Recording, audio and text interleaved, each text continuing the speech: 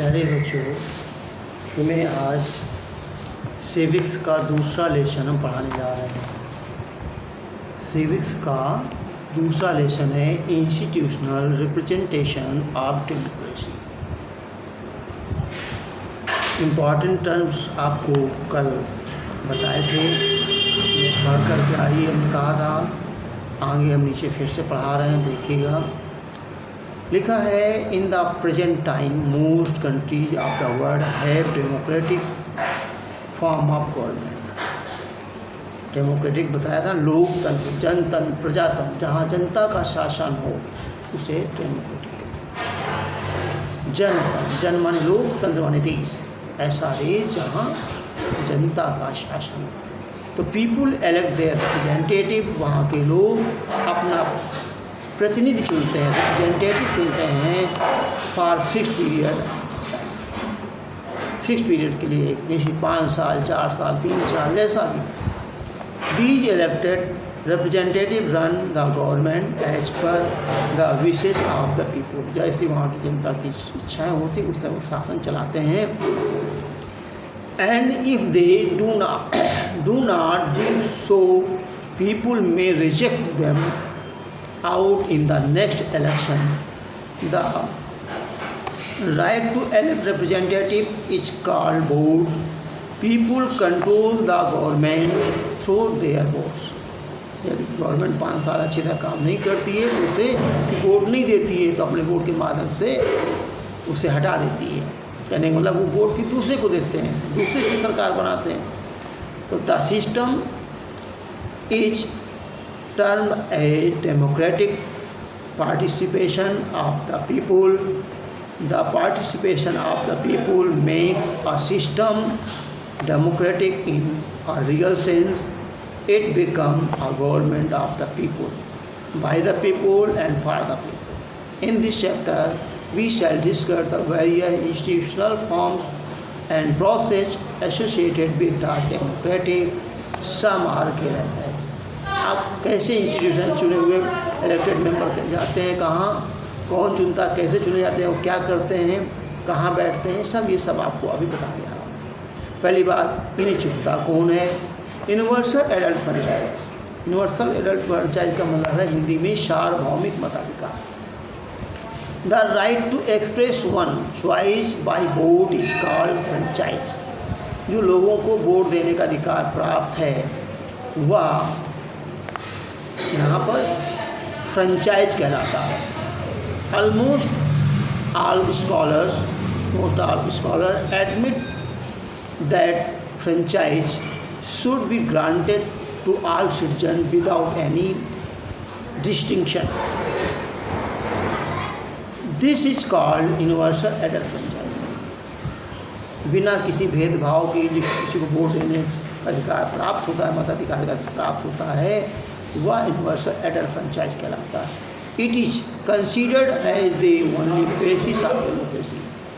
एक कहते हैं बेसिस लोकतंत्र में ही संभव है।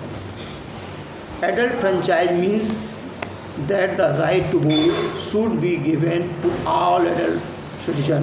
जो 18 साल से अधिक हो चुके हैं, 18 से अधिक के हो चुके हैं, उन्हें वोट देने का अधिकार प्राप्त होता है without any distinction of caste, religion, class, arts, बिना भेदभाव, बिना धर्म, जाति, पंथ के बिना जो वोट देने का मतलब इसमें कोई भी अंतर न हो और सबको वोट देने का अधिकार प्राप्त हो, वही क्या कहलाता है? एडल्ट फ्रेंचाइज होता है।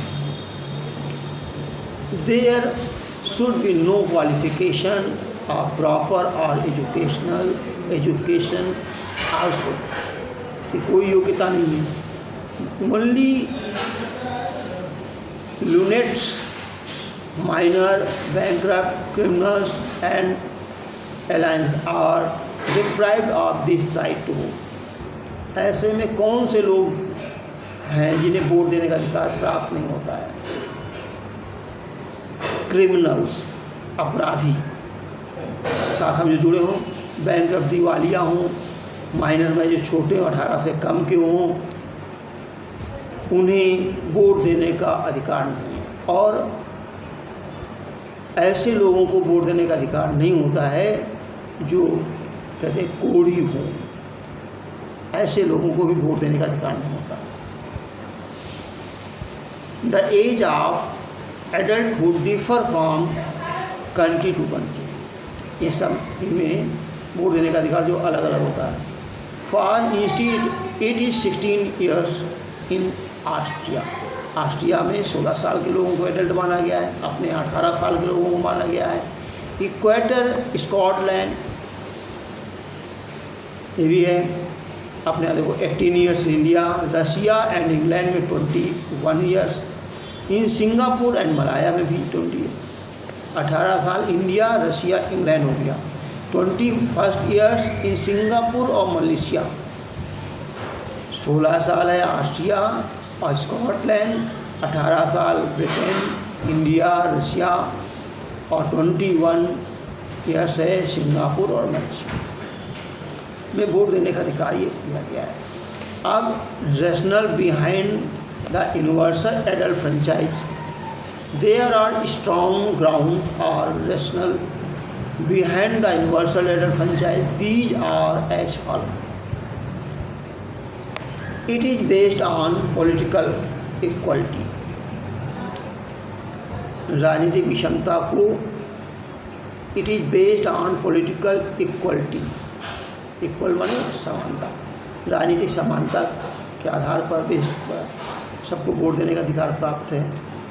Stabilise a true democratic government, लोकतंत्र की स्थापना के लिए आवश्यक है। It makes government responsible to all, सरकार की जिम्मेदारी निभाने के लिए ये बात भी नहीं है। अब इसमें जो दी गई थोड़ा देख भी लें।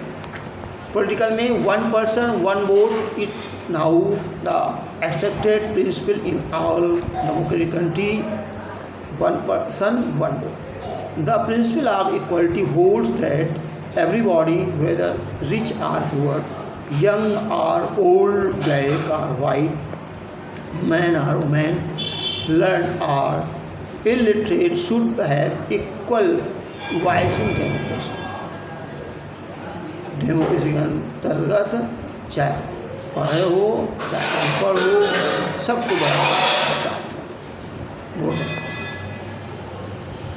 फिर सेकंड में स्टेबलाइजमेंट टू डेमोक्रेसी के लिए, if democracy stand for government of the people, by the people, for the people, then every citizen should have the right to vote. It make government responsible, government affect all and as such it must be responsible to all. This is possible only when the right to vote is given to all. In an indirect or representative democracy, people have a representative government. It is through election that people select their representative who later form of government. Significance of election in democracy, the main basis of the modern democracy is the cooperation of the people with the government. The people are given the right to formation of government by using their right to franchise or vote.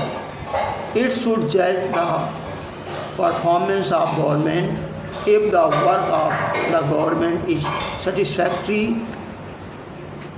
the people may give the right to formation of the government to the same party again, otherwise it may change the rules. Election create public interest in administration and government is legalized by popular support. It is medium of peaceful change of government. For the peaceful transfer by authority and to ensure people confidence in the government, it is the essential that the elections should be free, fair and impartial. If people lose confidence in the election system, then it will lead to the collapse of democracy. इसके बारे में फिर अगला reason for adoption of secret ballot paper, election से ये कल आपको पढ़ाएंगे।